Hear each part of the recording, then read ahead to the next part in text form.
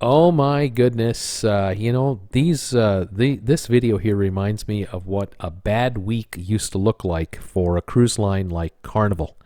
This was the beginning of a bad week because you had one ship slice in front of another. The ship in the front there, the Glory, sliced in front of the first one, and big gash was brought on.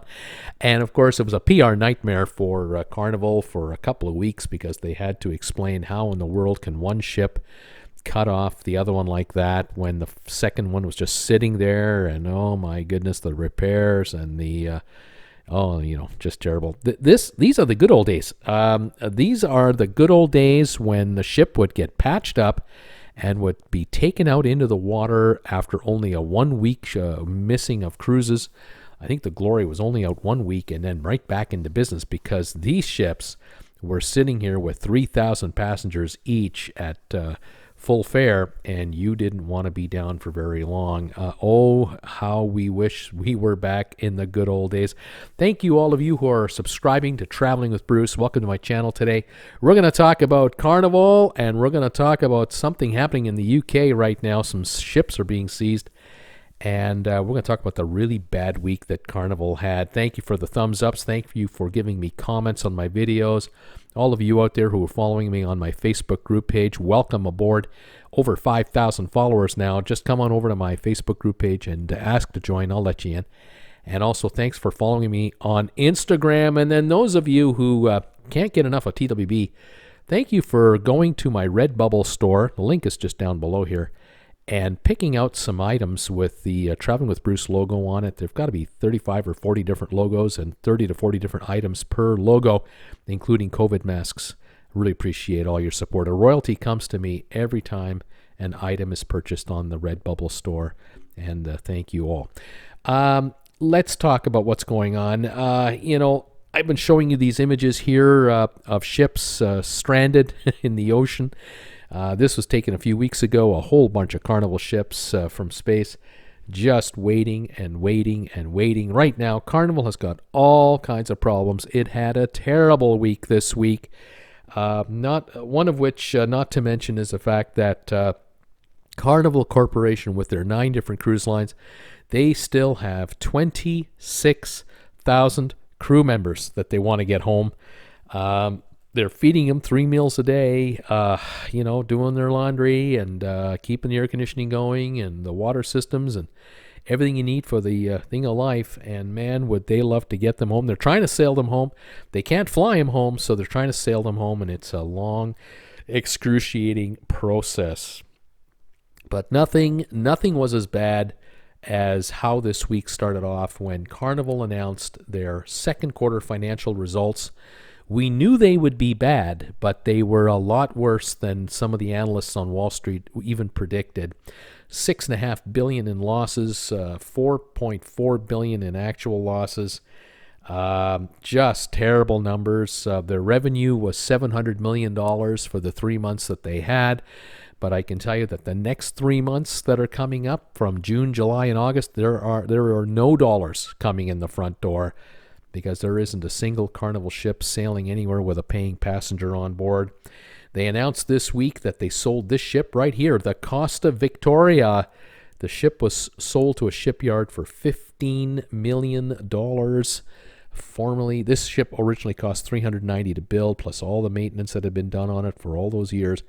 But this ship is out of service now. It will never sail again with paying passengers. It is now going to be a floating hotel at a shipyard that'll basically allow crew members from other ships to spend some time on here 1, 3, 4, 5 weeks at a time, rather than go to a land-based hotel and then off they go back to their ship again. Just terrible. 15 million. They're talking about selling another 6 cruise ships.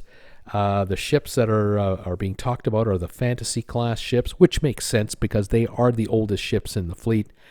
They're probably going to be scrapping some of these. These ships will be unable to be sold to another cruise line because there is no cruise line buying anything right now. Every cruise line out there in the world is trying to hang on by their fingernails, and they're not even contemplating, buying any assets. The new ships that are under construction are being delayed, thankfully, by the virus, and cruise lines are in no hurry to receive new ships because they can't sail them either.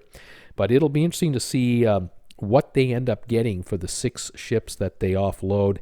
But it tells me that, with an average capacity of about 2,000 passengers per ship, which, by the way, 40 years ago would have meant the world's largest cruise ships, 2,000 capacity. But with 6 ships, 2,000 capacity each, I'll get my numbers straight. That's 12,000 passengers per cruise. And if you only did a cruise a week, you're talking 12,000 people a week. You're talking 600,000 passengers a year that your cruise line can't carry anymore. And that reduces Carnival's potential revenue recovery by a whole lot of money. Because if you are taking 600,000 passengers off of your capacity per year, and you're known for carrying about 14 million a year, you just lost a little over 4% of your total capacity counts.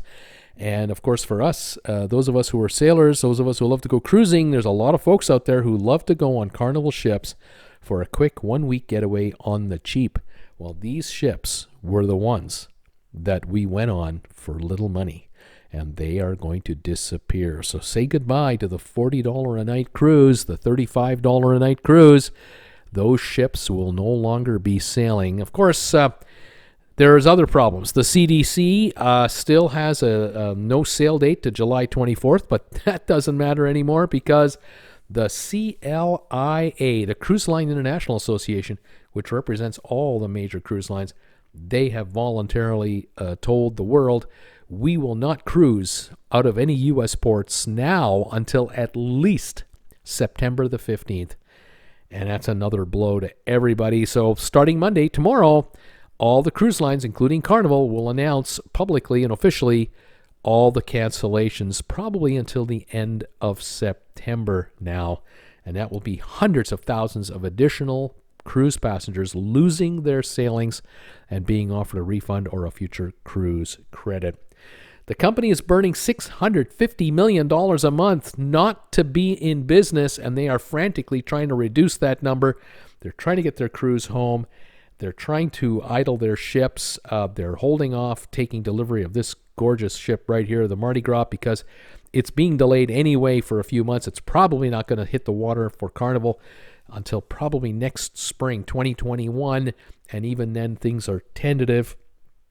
And so that is another issue. Top executives are leaving the company left and right. The top people at Holland America are gone. Top people at Princess are leaving. Top people at Seabourn have walked away. Some are being told that they can't be paid anymore. You got to go. Others are being bought out because they have contracts. But the bottom line is Carnival is in full retreat, trying to stop the bleeding. Other things going on out there.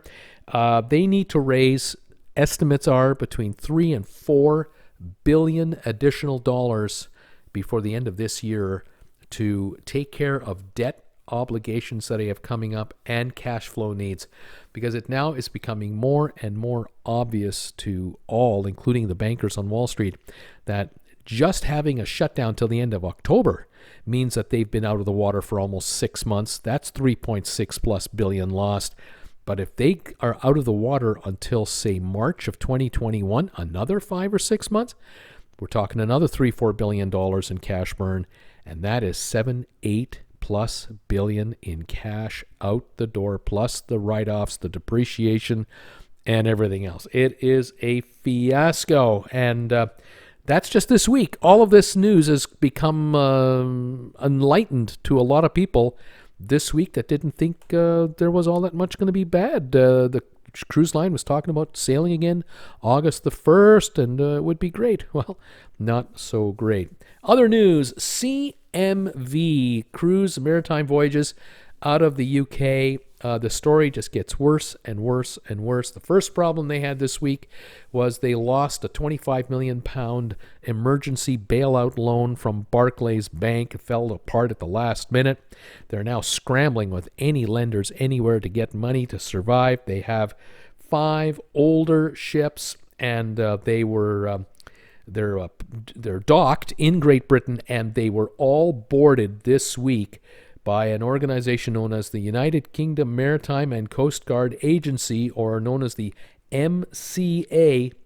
The MCA went on board to do health inspections and to inspect mechanics and the mechanicals, and to inspect, and they found issues with respect to the fact that the crew on board, many of the crew, are not in good enough health, and they're not being paid. They're behind on being paid, and a number of them have contracts that have been expired, and they can't get off the ships. CMV is saying, look, we're trying to get these people off the ships. We have over 1,400 of them. We're dying to get them off the ship, but we're not allowed to let them off the ship at any UK port, even though we're here and we're based here. We can't get them on a charter plane, for example, to India, because India will not give us clearance to land a charter plane full of Indian nationals back to their own country, because India is in full lockdown mode. So all kinds of issues there. What a bad week for these two cruise lines.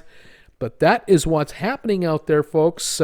We'll stay on top of it for this week, and we'll let you know what they say and what's going on. In the meantime, all of you out there, take care, stay warm, stay safe, stay cool, stay healthy. Thank you for supporting my channel and following me and my videos. Thank you for all your thumbs ups. Join me also on my other channel, Stock Markets with Bruce, the new up-and-coming channel where we talk business, and I'd love to have you join me there. Okay, everybody, bye for now.